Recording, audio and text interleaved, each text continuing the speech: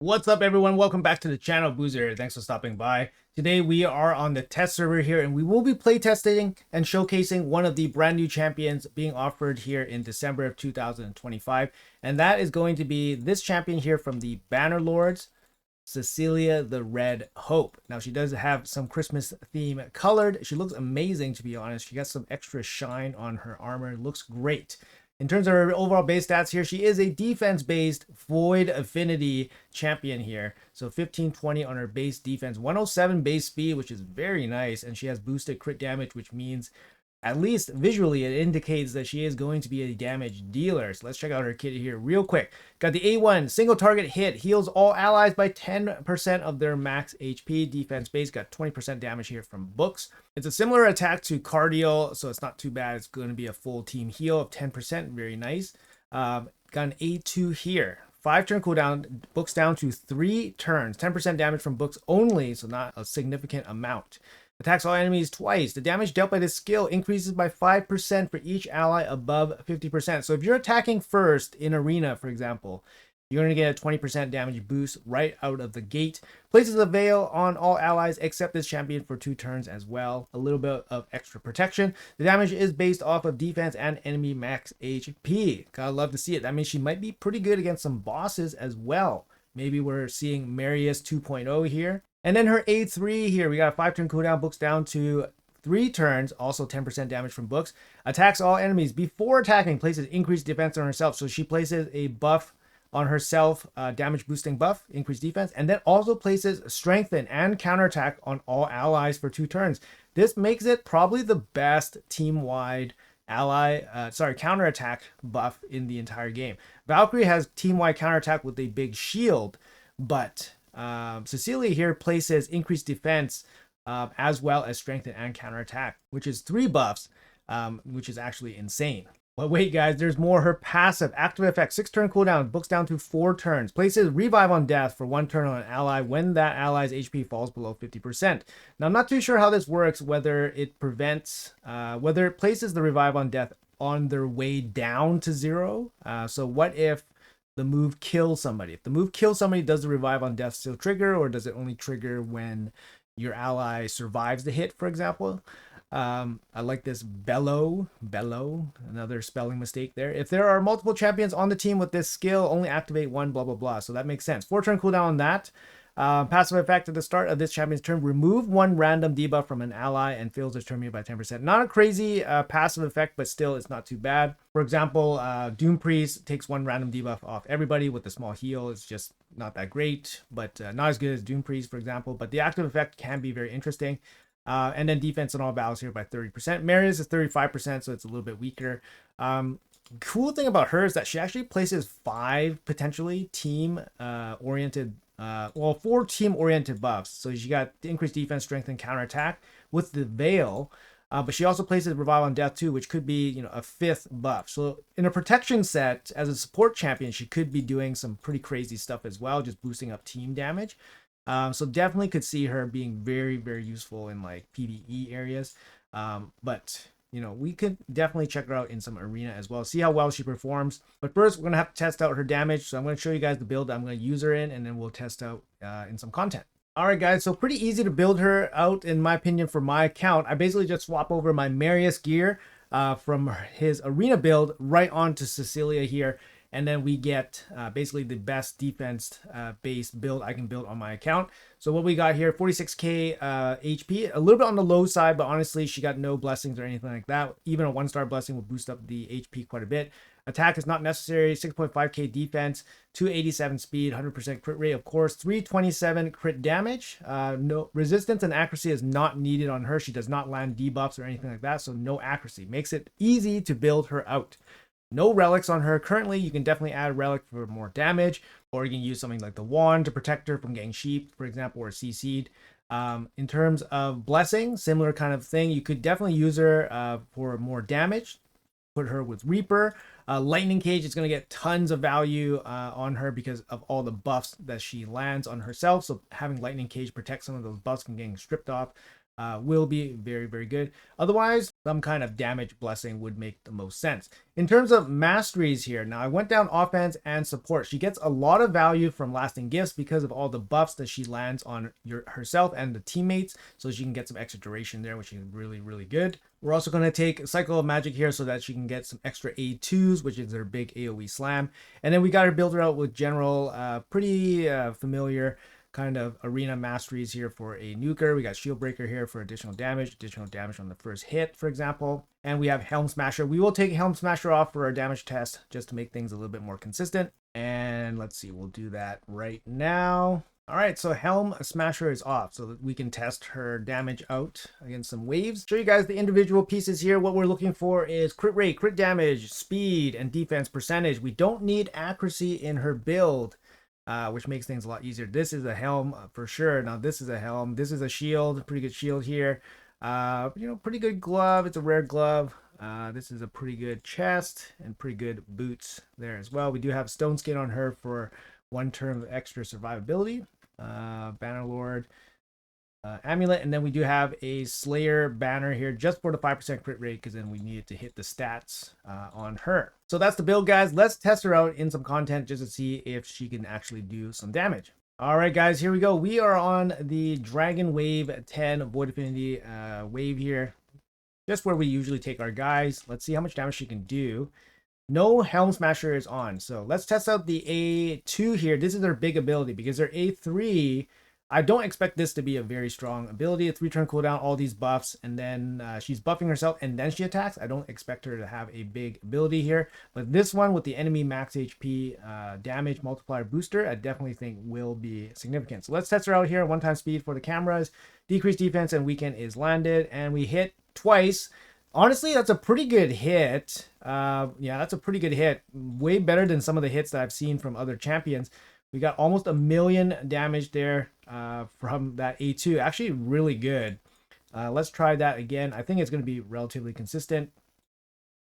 Hit again. This is without increased defense. So she doesn't have increased defense on herself, and she's hitting for about 1 million. That's really good. I think this is double. This is really good. This is like double the damage of some of my more recent damage tests on some of these champions. So I think the A2 definitely hits. But let's test her out after getting increased defense and see how hard she hits as well. Let's set it up here with the Lydia. Let's check out what this ability can do. So she places the increased defense on herself and then she attacks. So let's see what this can do in 1-time speed. This ability does not seem to hit as hard for sure. Yeah, this definitely doesn't seem to hit as hard. One of the weakens fell off, so we can test it again. But definitely doesn't hit as hard. Let's see what she does on full auto. On full auto, she does the A2. Okay, on full auto, she does the A2. Just about 1 million damage on that A2 hit with decreased defense and weaken. Let's test out that A3 again in terms of overall damage. Okay, here we go. We got increased defense and then the big hit. And we can check it out again. Yeah, so it deals about 2/3 of the damage of her A2. I mean, this is still a pretty good hit. This is still a pretty good hit.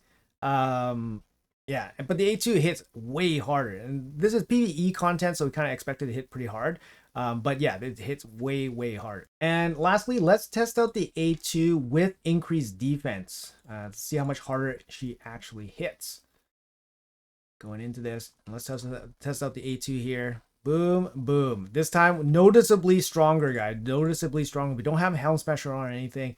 With increased defense, she's gaining about 25% damage. She was hitting for just about 1 million. Now she's hitting for about 1.25 with increased defense. I mean, pretty significant. These are pretty significant damage numbers. Very impressive. She has good gear on and all that, but still very impressive numbers. I'm interested to see what she can do solo against the Iron Twins. Let's see what she can do here against a solo boss. Full auto. So she opens up with the counterattack first against a single target. Look at her A1, guys.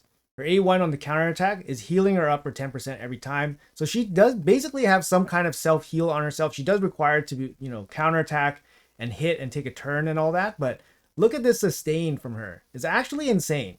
It's actually insane. And this is like a full arena build. It's not like a solo build or anything like that. So I have no doubt in my mind that she can definitely solo some content if you actually gear her out to do so, and just rely on her basically enemy max HP hit damage. Let's see if she can actually survive this. I don't think she's going to be able to survive. She needs 2 heals here. Oh my god, she's actually getting kind of close, which is actually insane. But yeah, definitely going down. No way she can survive those big hits there. But you know what? The potential is there. The potential is there. And the fact that the potential is there already means that she can probably do it with some fine tuning. So 100%, I have no doubt that she'll be able to solo that content with the correct build.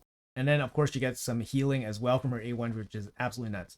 So anyways, we're going to take her into some arena here, and let's see how well she actually performed with her big damage nuke. And yeah, see how well she does overall. I mean, her kit is very set up for PvE and PvP if she can actually hit pretty hard. So let's jump into this. We're going to lock them out. All right, we locked them out. Hilvy, let's go. Terminator boost here.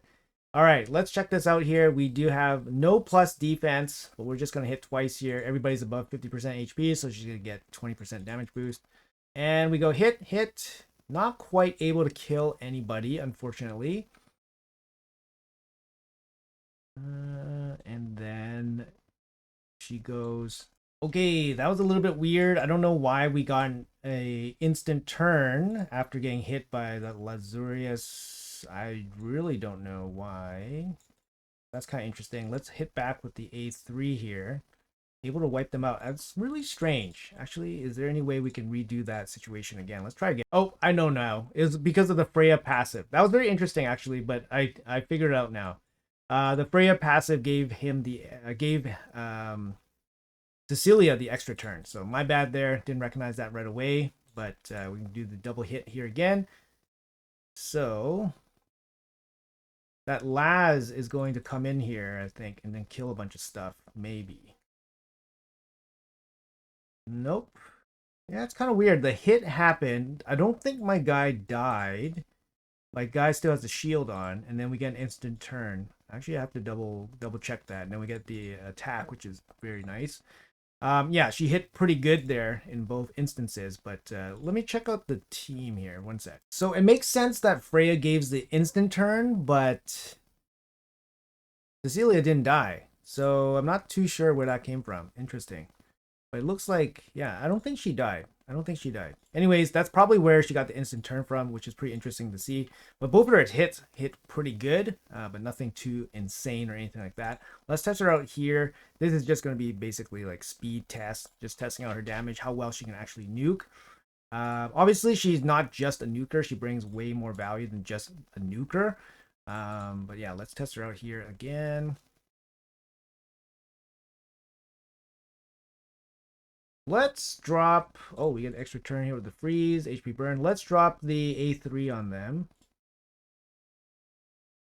All right. It's going to be doing less damage just because they're all frozen and all that. So not too bad in terms of overall damage, but not great. Not great there. Not bad. Decreased defense applied. Locked out again. Petrified, and then big slam. Slam. Okay, not too bad there. Let's try again, another team. All right, we go first again. Lock them out. There we go. Petrify you. You're in a lot of trouble. Okay, Terminator boost. Terminator boost again. And then AoE slam. Yeah, you know, doesn't seem to hit hard enough. I don't know. The A2 doesn't seem to hit hard enough against the PvP waves, but against the PvE waves, absolutely crushes. And then yeah, let's test this team out again. This time we're going to use the A3. I have a feeling that maybe the A3 is better for PvP purposes. All right, let's test out the A3 here. Yes, the A3 with the increased defense, I think potentially is better than the A2 against PvP. Let's test out the A2 with the increased defense setup here. Because the A3 had the increased defense, so maybe it's not not an even fight, not an even match. But then we kind of saw that in the Dragon Wave that the A3 was hitting for about 2/3 of the A2, even with increased defense. So that doesn't fully explain it. But here we're going to put increased defense here on the Cecilia. Let's see if the A2 can wipe out the champions like the A3 did. Let's see. That's close. It's close. So I definitely see or feel that the A2 against these PvP champions is not hitting as hard as it does against PvE champions. So using the A3 to open makes more sense. So we're going to use the A3 more as a nuke here against these arena champions. Let's try Hades' team out again. Let's try to one-shot everybody here. So he goes first. We're going to get increased defense here from the A3. Shut you out. Boost. And then, oh, we got a freeze here. And then we got the increased defense. Slap. Doesn't really make a lot of damage there. A counterattack took him out. Really nice. We'll try again. Sorry. This time we won't use the freeze because I think the freeze definitely was a factor there. Turn meter boost, block out, shut you down, turn meter boost. All right, A3. It's definitely more for sure. It's definitely more, but how much of that was from the increased defense? I think they're about on par against these PvP champions, but honestly, both abilities hit pretty good. We do have a 0-star blast, no relic. Cecilia, and then she hits pretty good, and she is void affinity too, so she doesn't have any void doesn't have an affinity issue. She won't weak hit against supports and all that stuff. Honestly, I'm liking this champion a lot. I think she brings a lot of stuff to anybody's roster. These abilities with the 9-piece protection set will give you tons of extra damage against places like Hydra. She's going to be a massive carry in any kind of wave-based content. For progression, she's going to be absolutely insane as well. And I can just imagine the Bannerlord Siege teams that are going to come from this champion as well, paired up with Marichka. Taras would be absolute nightmare. All right, guys, so I re-geared her out a little bit for a more specific PvE build. We're going to throw her in this Hydra team and see how well she performs. Obviously, her kit is going to be really, really strong for this format. But yeah, it's going to be cool to see how well she can do here. Let's check it out. So best thing for her, obviously increased defense, strength, and counterattack, and she does have Veil on the A2. Let's go with the Veil right away because there is the Head of Torment here, which is a little bit annoying. So we're going to go with the Veil for everybody. And then we will go from there. Let's see what else we can do. Big Slam. Let's get rid of the fears. There we go. Now everybody has the Veil going on. All right, now we got the counterattack. Increased defense, strengthen. Yeah, and then it's going to be an attack as well. Let's check this out. And she's going to get feared, unfortunately. Boom. Okay, there we go. A big attack there. You have provoke on the Harima, I guess. But there we go. We got protected buffs here. We do have her in a 9-piece protection set. Everybody's going to get 20% damage boost from her 4 buffs that she lands on everybody. And we do have an extender here with a Mad Hatter, so she's going to get some extra damage there as well. We're going to try to kill off this Head of Torment because it's giving us a little bit of problems with some of the fears and stuff like that. Let's go. Frost going in, big hit. We got counterattacks, which is going to give us lots of extra damage. The Hatter is really good for removing stuff buffs as well because of the A1. Let's go with the Weaken. We got the Weaken here as well. And then she has an A1 counterattack, which for a heal, or just an A1 general heal ability. Everyone's under HP burn, thankfully. So we can still continue to do some damage here. Boom, dead. Everyone's turn meter gets pushed back. Frost going in, doing stuff.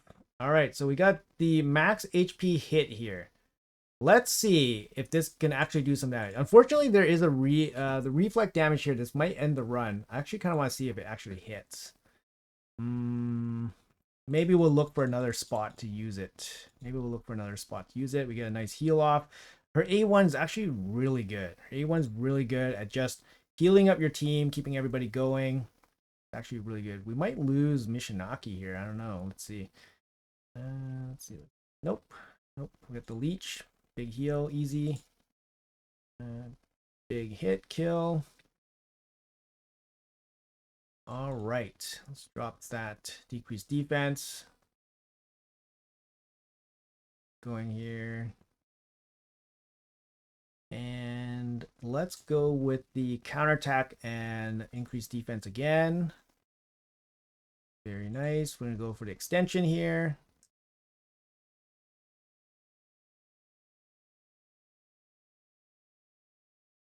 All right. I want to try the A2 to see how much damage you can actually put out. Okay, so we got the A2 here. Let's see how much damage we can actually put out here. Because it's a max HP hit.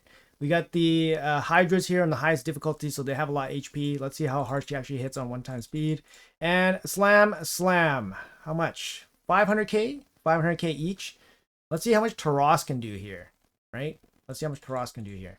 And boom. Taras, 2.5, 3 million. So her A2 doesn't actually deal that much crazy damage against the bosses. I'm actually a little bit surprised. Let's duck out of here real quick. Let's end the battle and see how much damage they actually do. But actually a little bit surprised here at her overall damage. I mean, not bad. 5.9 is a not bad damage dealing, champion for Hydra, right? We got Harima here with 5, Mishinaki here with 6.3. Taras, obviously the biggest hitter. We had tons of buffs going on with Taras, all decapitated heads, and then he just slammed big time. But Cecilia did have similar conditions as Taras with the decapped heads, and she was just hitting for about, 1 million per head, right? But Taras is hitting for about 2.5, 3 million per head. So it's just significantly less damage than somebody like Taras. Doesn't mean that she's bad. It just means that her damage is not going to be in the crazy, crazy levels here. Let's run her through some auto battles and let's see how well it actually works. Makes sense to add some gear to the Mad Hatter, but yeah, let's run it. Let's run some quick battles here. Let's see how well this team actually performs. Without the reviver, it's going to be a little bit tough, but I think we should be okay. Let's try again.